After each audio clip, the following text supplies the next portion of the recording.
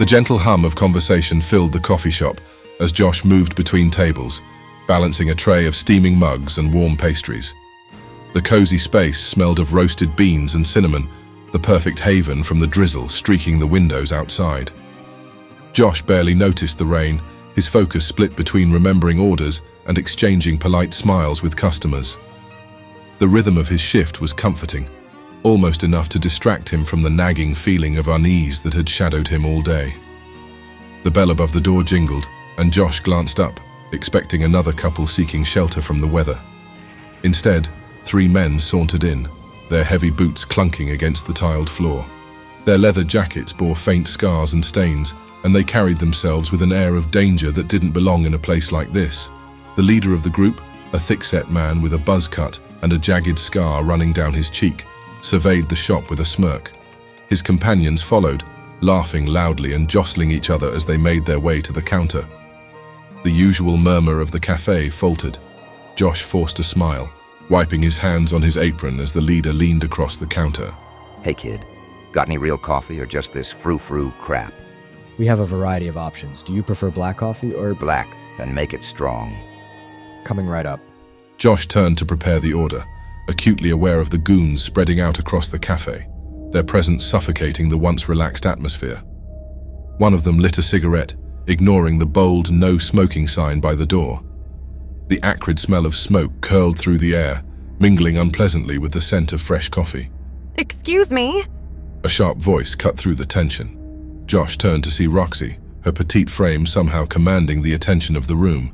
She stood with her arms crossed. You can't smoke in here, she said, her tone as sharp as her gaze. The smoker sneered, taking another drag. Yeah? Who's gonna stop me? I will. Either put it out or take it outside. Roxy shot back. She took a step closer, her boots scuffing against the tile. The scarred leader chuckled, an ugly sound that made Josh's stomach tighten. Relax, sweetheart. We're just enjoying the ambiance. Roxy didn't flinch. The ambiance doesn't include ashtrays. Put it out. With exaggerated slowness, the smoker leaned over the counter and pressed the glowing tip of his cigarette into Josh's freshly brewed coffee. The hiss of the extinguished ember was followed by a low, mocking laugh. Oops, hehehe, the man said, grinning as he straightened up. Josh clenched his jaw, his hand tightening around the counter, but before he could say anything, Roxy stepped between him and the goons. She said with a voice dangerously calm, You've had your fun. Now leave. The leader held her gaze for a long, tense moment before smirking and saying, jerking his head toward the door, Come on, boys. This place's coffee sucks anyway. With that, the trio filed out, their laughter echoing in their wake. The tension in the room lingered even after the door swung shut behind them. Josh exhaled, only then realizing he'd been holding his breath. Roxy turned to him, her sharp expression softening. You okay? Yeah, thanks. Josh said, though his voice was tight. No problem. Roxy gave him a reassuring nod before retreating to her usual corner of the shop, leaving Josh to clean up the mess. He stared at the ruined cup of coffee, the dark liquid swirling with ash and smoke. The goon's presence tormented him, a sense of foreboding settling heavy in his chest. This wasn't over. The streets were quiet as Josh walked home, his breath visible in the crisp evening air. The coffee shop's warm lights had long faded behind him, replaced by the occasional street lamp casting long shadows. He shoved his hands into his jacket pockets, his senses alert. Something was off. It started as a feeling, a faint prickling at the base of his neck. Then he caught it, the sound of heavy boots scuffing against the pavement, too rhythmic to be random. He didn't need to look back to know who it was. The same goons from the coffee shop were following him. Josh quickened his pace, his heart pounding as he turned down an empty street. He could hear their low voices behind him, their laughter like a predator's growl. He needed to lose them. Guided by instinct, Josh took a detour through Veterans Park, a sprawling, shadowy expanse of trees and overgrown paths. It was the place where he had awoken some time ago, disoriented and human again after a night of living as a wolf. He wasn't sure why he returned to it now, but something about the isolation felt right. The park was deserted, the only sounds the distant rustle of leaves and the faint hum of the city beyond. Josh slipped deeper into the darkness, the muffled footfalls of his pursuers drawing closer. When he finally stopped, It was in a clearing shrouded by ancient oaks. The faint light of the moon barely penetrated the canopy above, casting the scene in silvery shadows. The goons stepped into the clearing a moment later, their faces illuminated just enough for Josh to recognize their smug grins. Lost, kid? The leader said, his voice cutting through the silence like a blade. Josh turned to face them, keeping his posture loose despite the tension coiling in his muscles. Look, I don't know what you want, but I'm not interested in trouble. Just let me go home. The leader laughed low and menacing. Oh, it's not about what you want. See, the master thinks you've been sniffing around where you shouldn't. Josh frowned. I have no idea what you're talking about. Doesn't matter. We've got our orders. Before Josh could respond, they surged forward, moving faster than any human should. One leaped over a fallen branch with unnatural grace, another's fist struck a tree trunk with enough force to splinter the bark. Josh ducked the first swing, his instincts flaring to life as he sidestepped another blow. The air around them was heavy with a strange metallic scent, like blood, but sharper, more potent. What the hell are you? They didn't answer, their snarls filling the air as they attacked in unison. Josh barely dodged the flurry of blows, his reflexes strained to their limits. Then something shifted inside him, a deep, primal force surging to the surface. He stopped holding back. With a low growl, Josh let the transformation take over. His muscles rippled and expanded, his hands elongating into massive claws. His clothes tore as his body reshaped itself into the hulking form of a direwolf. The goons hesitated for a moment, their confidence faltering as they took in the beast before them. Josh didn't give them time to recover. With a feral snarl, he lunged at the nearest attacker, his claws raking across the man's chest. The criminal let out a strangled cry as he stumbled back, his shirt soaked with blood. Another came at him from the side, but Josh whirled, his massive jaws snapping shut inches from the man's arm. He followed through with a swipe of his paw, sending the goon crashing into a tree. The remaining attacker tried to circle behind him, but Josh's heightened senses caught the movement. He turned in an instant, his glowing eyes locking onto his target. With a powerful leap, he brought the man down, pinning him to the ground with one massive paw. The fight was over almost as quickly as it had begun.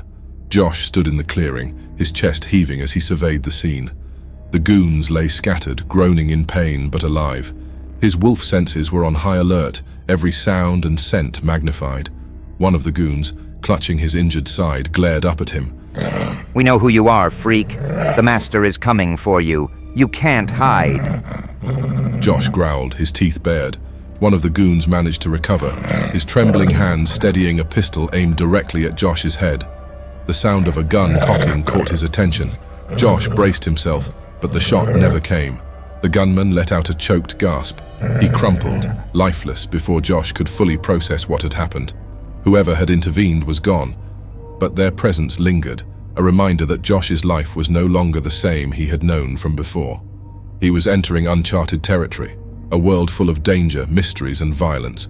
He shifted back into his human form, his breath coming in ragged gasps as he stared at the lifeless body. The towering facade of the Dreadford Chronicle loomed above Josh as he waited near the entrance, his hands buried deep in the pockets of his jacket. The city buzzed around him, but all he could focus on was the turmoil inside his chest. Carla appeared moments later, stepping out of the building with a smile that faltered the second she saw his face. Josh? What's wrong? You look... Carla, we need to talk. Her worry deepened. What is it? Did something happen? Josh hesitated, glancing away. The words caught in his throat. How could he tell her the truth, that her life might be in danger simply because she was close to him? No, he couldn't do that. He wouldn't drag her into this nightmare. It's me. I've been thinking a lot lately. About us. He said finally, his voice strained. Carla blinked, confusion flashing across her face. About us? Josh? What are you saying? He exhaled sharply, forcing himself to meet her gaze. I don't think I can do this anymore. I've been feeling overwhelmed. There's just too much going on in my life right now. I need to focus on myself. Figure things out. Her mouth opened slightly as if to protest, but no words came. She stared at him, searching his face for some hint of the truth. Overwhelmed? Josh, why would you... It's not fair to you. His words rehearsed, but cracking under the weight of his emotions. You deserve someone who can be there for you, and I can't. Not right now. If something's wrong, you can tell me. Is there something you are not telling me? I can't. I'm sorry, Carla. But this is something I have to do. He said firmly, cutting her off. His heart twisted as he saw the pain in her eyes, but he pushed on. For a moment, she just stood there, her shoulders stiff, her hands clenched into fists at her sides. Then finally, she nodded. If that's what you want. She said quietly. Her voice was steady, but the hurt in it was unmistakable. Josh nodded, his throat too tight to speak.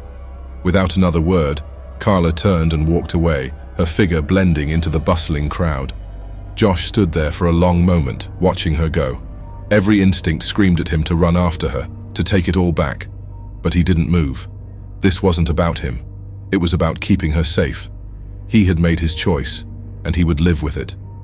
As he turned to leave, the faint smell of blood on the wind reminded him why he had to. The chamber was steeped in shadows, illuminated only by the flickering flames of a grand stone hearth. Rich tapestries adorned the walls, depicting scenes of blood and conquest. A mahogany desk, intricately carved with symbols long forgotten, stood at the center of the room. Behind it sat the master, an imposing figure cloaked in darkness, his piercing eyes gleaming like rubies. The battered thugs' goons stood before him, their heads bowed, their bodies trembling with the weight of their failure. Their clothes were torn, bloodied, and stained from their encounter with the direwolf. You had one task. Find him. Bring him to me. The leader of the group, clutching his side where deep claw marks marred his flesh, dared to look up. We tried, Master, but he's not just some guy. He turned into a wolf, a huge one, like nothing I've ever seen. The master tilted his head slightly, his expression unreadable. A wolf? Yeah, big as a damn horse. He tore through us like we were nothing. I swear, Master, he's not human. The master rose slowly from his chair, his movements fluid, predatory.